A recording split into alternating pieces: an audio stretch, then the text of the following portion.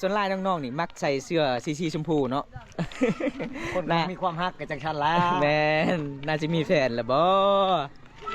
ยังบ่มีเด้อเขาปิดเลยเด้ เขาขายยังอยู่นี่แหละ ปลายา หลายย่างอยู่หันนั่นบ่หลายงั้นมีแต่ปลาเนี่ยก็ปลาโทจะว่า ปะโท อ่ะ เป็นยังไงนะภาษาวเมื่อยบ่เมื่อยเนาะย่างมื้อนี้ก็ย่างหมดมือทุกคนเลยย่างทั่วหมู่บ้านน้องเลยคันสาวคนอื่นนี่เขาบ่ได้ไปนำทุกคนแต่สาวลาวพามังกรหมู่บ้านนี่ใจดีพี่น้องน่าฮักหลายขนาดน้องอายุ15-16 ปีเอ้าสาวกกสาวแรดห้องเอิ้นผู้บ่าวในเด้อว่าภาษาบ้านน้องเลย กินขนมไปบาจังใดฮะ เยอะเด้อหลวดจะแกเอาลึง เยอะเด้อพระลั่วจะแก้วอะลึงสาวแรดเด้บาจังใดเจ้าภาษาเจ้าบอกลงเบิ่ง เยอะเด้อหลวดจะแกเอาลึง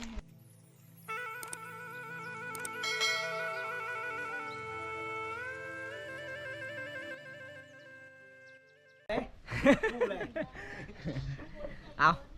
กราบสบายดีทุกคนสบายดีบรรยากาศยามตอนเที่ยงตอนบ่ายๆทุกคนเลยมื้อนี้หลังจากมาเล่นแม่แอนเซาเลียดเซากกมื้อนี้ก็สิพาน้องๆไปเลาะหมู่บ้านแล้วก็ไป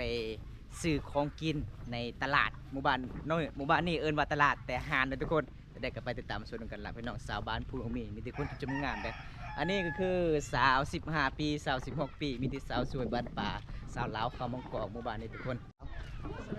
สิชื่อยังมื้อนี้ก็กินข้าวอายาเข้าได้บัดนี้ไหม ชื่ออายเนาะ นี่บอนกินนะช่องเช้า อยู่ไซจะว่า อายุ30ทุกคน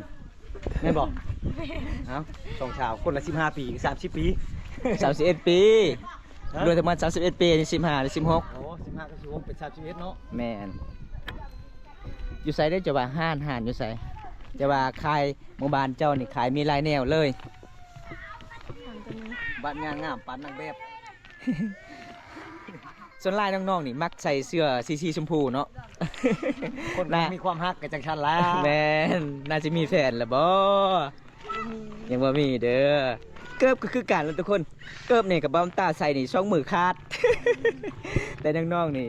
ใส่แบบนี้ทุกคน มันเด็ดมันเข้าไปหาปลาบ่ไอ้จะกินปลา บ่มีเนาะ ห บ่มีน้องบ่บ่มีเนาะ มาตอนช่วงฝนตกเจ้าคือได้ปลาตลอดบ่ แม่น มันได้มาตอนเด็ดบ่ได้ปลาเจ้าเฮ็ดหยังเจ้าสิตำให้บ่ ทางใด ทางไหนทางไปไหม ฮะเออเอาทุกคน หันเวียดหรือหันลาวหันลาว หามรูบรูไปบ่าหานบ้านเฮา นี่ยังได้อาหารกัน โอ้ ขายได้คือ บ่มีไก่บ่ ทางเด็ดบ่มีชาโคกก็บ่มี เบิ่งทุกคนธรรมศาสตร์หมู่บ้านภูเมืองมี เพราะว่าหมู่บ้านก็งามผู้สาวก็งามเด้ไปทางใดอีก สาวงามไปว่าอะไร กระโมดอ้อ อ๋อก ระโมดอ้อ ว่าโลดิอ๋อคือกันบ่เจ้าว่าบ่รู้น่ะว่าเป็นภาษาบ่รู้ว่าเคยตัวอ๋อ หลวดอ๋อ บ่รู้อ๋อเจ้าว่าน่ะนี่บอกแก้วล่อเจ้าว่าบ่รู้ บอกแก ว่าบ่รู้ บอกแก้วหลอก ก็เป็นภาษาลาวคือเก่า ดอกแก้วอ้อลึกเนาะ อ๋อโอ้ผู้สาวย้องเฮาทุกคน เอาหอนหานเลยเด้อนี่ ได้ผู้สาวซื้อเลยบ่ซื้อยังแน่ข้าวปุ้นบ่น้อง พอเลย เอา พอเลยเงินเลย ตัวนี้น้องก็ซื้อมาเรียบร้อยเบิ้งมีหยังแน่โอ้มีจ่ามีปลาทูมีข้าวปุ้นไปกลับบาทนี่ จู้ เอาทุกคน มือ ตอนนี้น้องก็สิกลับแล้วทุกคนเลยเฮาก็สิเฮ็ดกินกับน้องๆมื้อนี้กำกินข้าวกินน้ำก่อนน้องว่าให้ข้าวให้น้ำก็เลยซื้อให้น้องของกินทุกคนเลยเฮาก็บ่มีเงินมีคำแต่เฮาก็มี10-20,000ก็ซื้อกินน้ำกันทุกคน ยังความทางป้า2 คนหามเนาะเป็นยัง นัก คือเป็นยังคือปิดหน้าสกุกแดด ยันผู้ เพราะว่าคือแดดเนาะเออเขาปิดเลยเด้ เขาขายยังอยู่นี่แหละ ปลายา หลายย่างอยู่หันนั่นบ่หลายงั้นมีแต่ปลาเนี่ยก็ปลาโทจะว่า ปลาโท อ่ะ ทุกคน บรรยากาศน้ำเที่ยงแดดมาดิทุกคน บรรยากาศ ปตินี้ฝนตกแถวเขตชนบทเฮานี่แต่ว่าก็เห็นแดด ปกตินี่สาวแรกนี่เลี้ยงแบ่บ่มื้อนี้พักผ่อนโอ้ก็ดีอายมากมื้อนี้ก็ได้พอน้องเกือบบ่ได้พอเด้ข่อยก็เลยเว้าว่าน่าสิบ่ทันล่ะไปหาสาวแรกมื้อนี้ส่วนหลายน้องก็เลี้ยงแบ่สาวกกก็ช่วยเกี่ยวข้าวทุกคน แต่น้องก็เกี่ยวข้าวแล้วน้องได้ข้าวประมาณ18กระสอบ โอ้แม่นะทุกคนเป็นกับ18กระสอบก็คือข้าวหนาบอนตาน้องได้52กระสอบทุกคนเลย ก็ได้52นะก็ได้เข้าหลายแท้ ได้หลายเนาะคนงามเห็ดมันก็ได้หลายเด้ เจ้าคือถอยหลังเขาตารางเฮือนเขา ไปลังตลอดเลยทุกคน เจ๊รถดีใช่ไหม โอ้ยกันฮ้อนหลายทุกคนเมื่อนี้กับบ่ได้ตัดต่อเลยพี่น้อง มักแบบนี้แหละจังอาบน้ำได้ปกติคนบ่อาบน้ำชงเดือนแล้ว ติดหนีตลอดผู้สาวบ่ให้ใกล้เลยเนาะสาวกกคนบ่อาบน้ำชงเดือนบ่ให้ใกล้เลยเนาะ เบาแก้วซีมือเลยบ่ได้อาบ ว่าน น้ำ นี่คือบ่อาบน้ำมาลีได้ทุกคนเลยหนาวแห้งว่านนี่มาแต่ถ่ายคลิปค่ำๆแล้วกันผู้ดีติดหนีนอนเลยมื้อนี้สิใช้หนีอยู่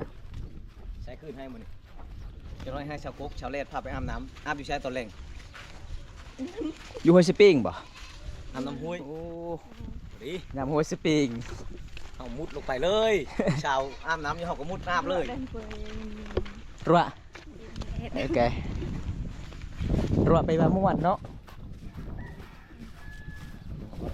กันม่วนลายได้บัดนี้รัวทางรัวลึๆ เอาหอดเพื่อนหอดสารแล้ว เช็คดูไปทางไหนเลย เซ็ก สาวเซ็กอยู่ไซนอนสาวเซ็ก อีกโดนอีกนั่นแหละเลือดเต็มตาลงอีก เอาตอนนี้ก็ฮอนฮอนซาแล้วทุกคนเลยโอ้กากก็ฮอนหลายเลยมื้อนี้มีสองสาวกาสิพาเลาะหมู่บ้าน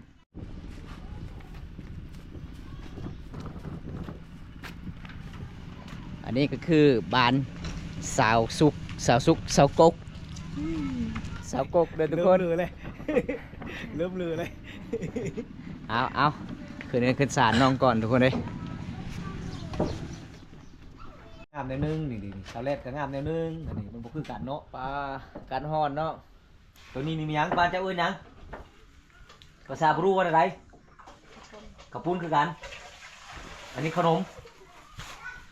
อันนี้นี่เด้อหยังเด้อระมอง คือยังสาวกก ละมอง ล้างหม้อบริใส่สไลด์ใส่เตใจมันก็ล้างสะอาดอยู่แล้วเนาะ เอาขยันเด้อทุกคน อันนี้จะเป็นบานของสาวกกดอมตากาสีบกล้าออกละสารของน้องลายเดือนแล้ว มันสิติงตลอดทุกคนเลย ฮะ กบแช่น้ำไว้ปลาทูนี่มันปิ้งบุชุบเลยนะ แดดเนาะมันนี่เนาะแดดก็อดเอาเด้อทุกคนผู้สาวสองคนบ่มีไผเอาก็อดได้เอา ตากแดดจังใดกับความงามเจ้าบรุษดอกอีละ แม่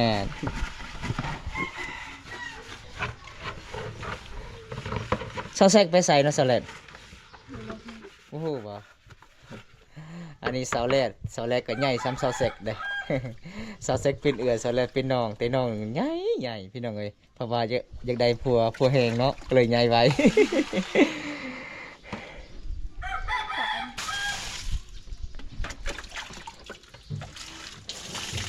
ขยันเด้อทุกคนสามมังกองเด้อสามมังกองหมู่บ้านฟูนมักมี่หมู่บ้านบักขนูนเอาซอยกันทุกคนสาวลาวไปเมื่อใดก็ใจดีทั้งนั้นเลยทุกคนเฮ็ดกินกับเก่ง ตัวนี้มันต้องแบบนี้ไรกบและนี่ตัวนี้แช่น้ำก่อน อืม นี่ตัวนี้ก็แช่น้ำนี่ กระปุ่นนี่แซ่เด้อ แช่ เซ็กมันจะอ่อน เบิ่งทุกคนแดดมื้อนี้35องศาเด้อทุกคนใกล้สิฮอดหน้าหนาวก็แดดทุกคนเลยผู้สาวก็เคยออกแดดเฮ็ดให้เฮ็ดสวนหลายก็เลยอยู่แดดได้เด้อทุกคนเบิ่งสังกะสีเฮือนน้องโอ้ยครั้งหนึงหักเลยเนาะสะกกเนาะบินไปอากาศแล้ว บินถึงอากาศแล้วทุกคนเลยไอ้ยัง จะกิน นำเบิดแล้วโอ้นำเบิดแล้วเด้อทุกคนเอ้ยโอ้ยโอ้ยโอ้ยสารนี่ติงติ๊งตังตึงตังพี่น้องเอ้ย จนในเลย ใส่เลยใส่ไปก่อนแล้วก็ตรงน้ำ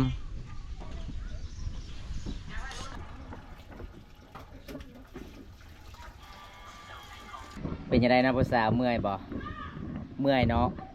ย่างมื้อนี้ก็ย่างหมดมือทุกคนเลยย่างทั่วหมู่บ้านน้องเลยคันสาวคนอื่นนี่เขาบ่ได้ไปนำทุกคนแต่สาวลาวพามังกรหมู่บ้านนี่ใจดีพี่น้องน่าหักหลายขนาดน้องอายุ15-16 ปีบ่าวน้ำตาอายุ48 ปีน้องก็ยังไปน้ำกันได้ความเขาเจ้าเคารพนับถือพี่น้องเป็นยังน้ำเต็มเลยบ่อ๋อน้ำเต็มเลยเด้อทุกคน ตอนนี้นั่งทาน้ำพุดเนาะ น้ำฮ้อนจะก่อนจังลวกขาวปุ้นแช่ไว้แล้วบอกขาวปุ้นน่ะ ใส่แล้ว น้องที่หิวขาวที่น้ำเลยทุกคนเลย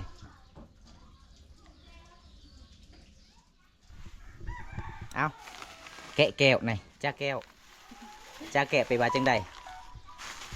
กินขนม กินขนมโอ้จ้าแก้วก็กินขนมเลยทุกคน อันนี้คือซาวกกเอาว่าจังใดนี่นะจอกหรือว่าโอ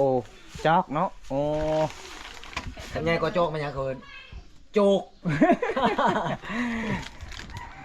เอาจ้าแก้วเด้อพี่น้องกินขนมกับสาวลาวเด้ออืม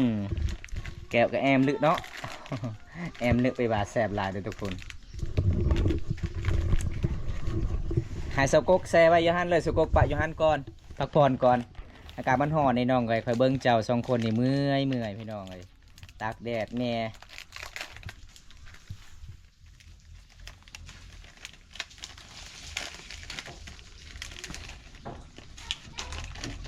เรียนบุขึ้นเลยว่ามัน ยังเหิงชิลู ปลาทุกคนนี่เด้อทุกคนเบิ้งนี่จากแก้ว โอ้ย เอาสาวกกสาวแรดห้องเอิญผู้บ่าวในเด้อว่าภาษาบ้านนองเลย กินขนมไปบาจังใดฮะ เยอะเด้อหลวดจะแกเอาลึง เยอะเด้อพระลั่วจากแก้วอะลึงสาวแรดเด้บาจังใดเจ้าภาษาเจ้าบอกลงเบิ้ง เยอะเด้อหลวดจะแกเอาลึง เออเด้อพระลั่วจากแก้วอะลึงเฮเด้อ เอาเบิ่งส่งมันน่ะไอ้เบิ้งเนี่ยเอามาถุงหนึง เอาคนเดียว เอามาถุงหนึงเนี่ยก็จะมันแก้วนี่คืนแก้วลึงบ่ อืม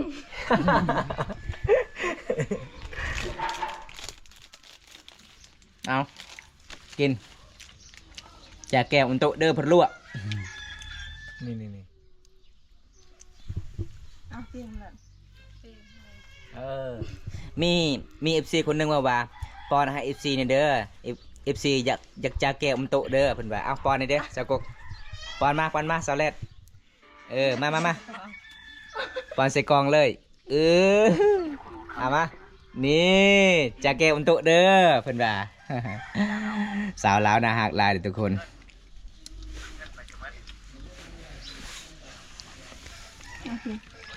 ไม่รับเพลงนะ แสบเนาะแอมเนาะแอมคือแสบ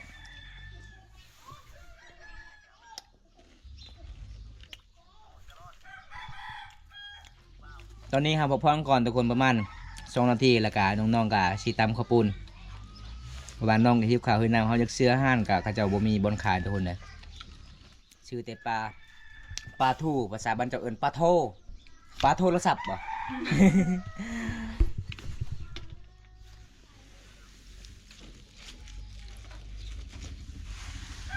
อันนี้เด้ภาษาบ้านเจ้าเอิ้นจังใดนี่นะ 14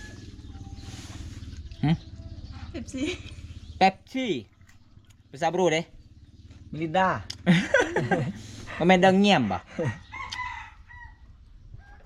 ปลากินน้ำเคี้ยวจังหน่อยใจกับเคี้ยวคือกัน บ่เมาบ่ชาวกก คันเมานี่เบิ้งเสาวกกนี่ฟอนลำวงนี่สุดยอดเลย เสาวกกนี่เล่นติ๊กต็อกเก่งเลยทุกคน โอดเอาเดี๋ยวฟอนกับดองชาวแรกจังฟอน แม่นบ่โซลาสิเอาผัวเลยบ่ยังบ่เอา ชาวแรกก็จะฟอนบ่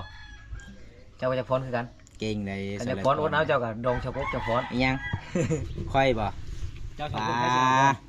ขอบใจเด้อ กู สาว ได้ ก สิ ก เอาผัวก่อน มาทุกคน เป็นคนมา ไว้เด้อนำกัน แต่ชาวกกมีแล้วชาวกกบ่สนใจ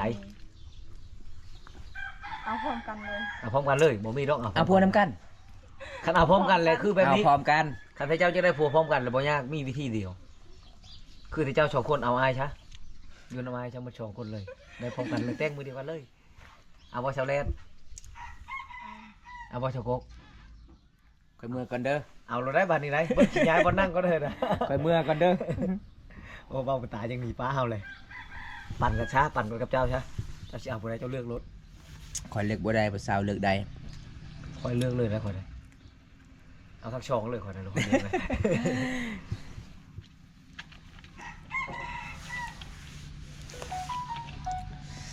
มาเด้อทุกคนงวยเด้อมโตะเด้องวยเด้อน้ำหวานมันโตะจาเกะมันโตะเย็นนะกระไดเซมเอ้ยค่อยๆอย่า พี่น้องเฮาพังลาวกระเบาตาสิแปะภาษาลาว เมา เด้อ ไป ทุก ย่า ค ง น คอยนะ มาเด้อพี่น้อง กินขนมกินต้มหวานน้ำกันเด้อพี่น้องปองไปมากินน้ำกันกับสาวลาวเผาบรูมังกร เพนต้า แพนตาเนาะแพนตาภาษาบ้านน้องเอิญเป๊ปซี่ คันเป๊ปซี่เดี๋ยวไปจังได้เป๊ปซี่นะพักซี่บ่ หมู่บ้านน้องนี่ส่วนหลายมีนตุกน้ำบ้านก็คือเขาเจ้าก็ต้องอุบป้า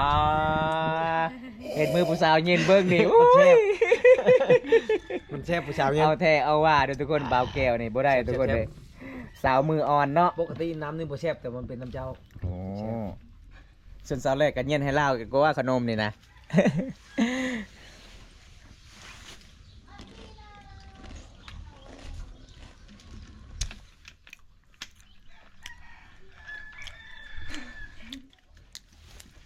เอาเอิมพลวดเด้องวยเดิมโตะเด้อ Jadi dia berluk dengan daun tu. เด้อเงียบมันโตะเพิ่นว่ามาเด้อทุกคนกินน้ำหวานน้ำกันเด้อ มันวันนึงเงียบลึงนะวันลึงนึงบ่มาดิ ฮะ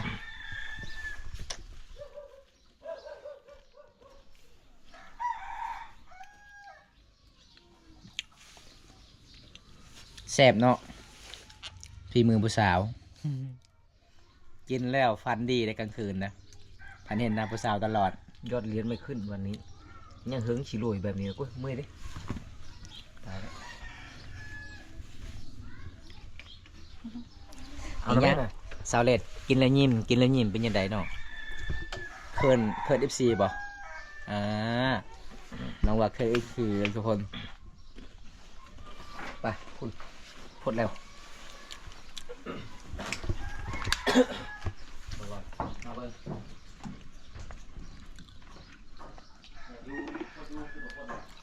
อันนี้เหล้าดิน้อง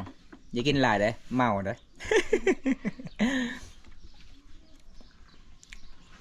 อันนี้นำยังอันนี้นะ Kim sang. นำสร้างภาษาบรูเด้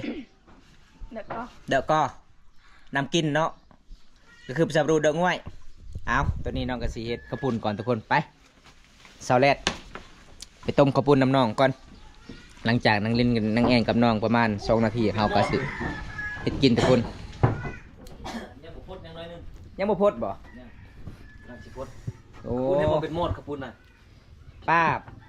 ยังแห้งอยู่เนาะยังแข็งอยู่เนาะปลานะอ้อนได้บ่สาวกุ๊ก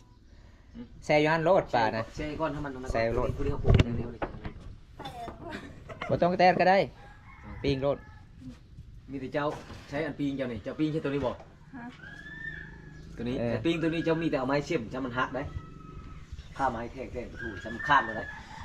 แทงไผแทงไผ เอ๊ะ แทงน้อง เช้า โอ้ Sang dia bah. เออ บนนหลวงมาคือเซ ปีงเกี่ยวกับธรรมชาติเลยเนาะ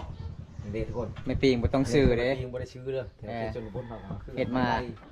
ตัดไม้ไล่มาจากป่าไปเลยผ้าแล้วก็หนีบเลยเพิ่นไม้หีบ เจ๊ขึ้นเหมือนนี่เนาะเพราะ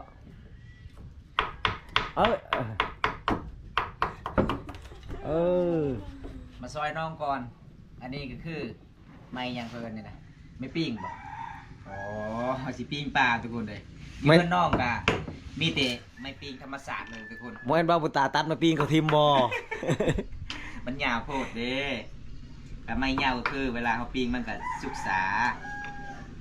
Eh, ai bông. Apa? ฮะ Kau bông. ไปใช้บะบกไป Tai, tai. ตุ๊กเต้ อันเตอร์น้ำเจ้าหูจักอะไรขันผู้บ่าวมาเนาะเจ้าหูไหวอีหลี Apa ini? เจ้าเห็นบ่แม่นเจ้ากินฮอดแล้วเจ้าผ่านกลางเว้นบ่นะ ไปเห็น เจ้าบ่ได้ฮักบ่วงบ่ ก็ยังว่าจะฟันก็เว้นฟันเห็นบ่วง ขันเจ้าฮักบ่วงค่อยบอก FC เลยว่าชาวกกมักบ่วงเด้อเจ้าบ่ได้ฮักเราบ่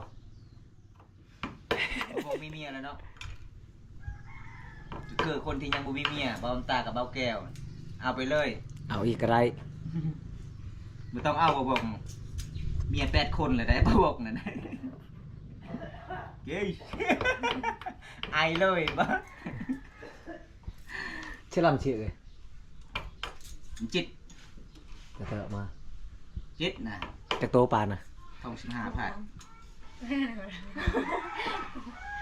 นับเบิ่งชาไม้ไม้น่ะ 1 2 3 4 5 6 7 8 9 10ครบแล้ว ครบแล้วเอาได้แล้ว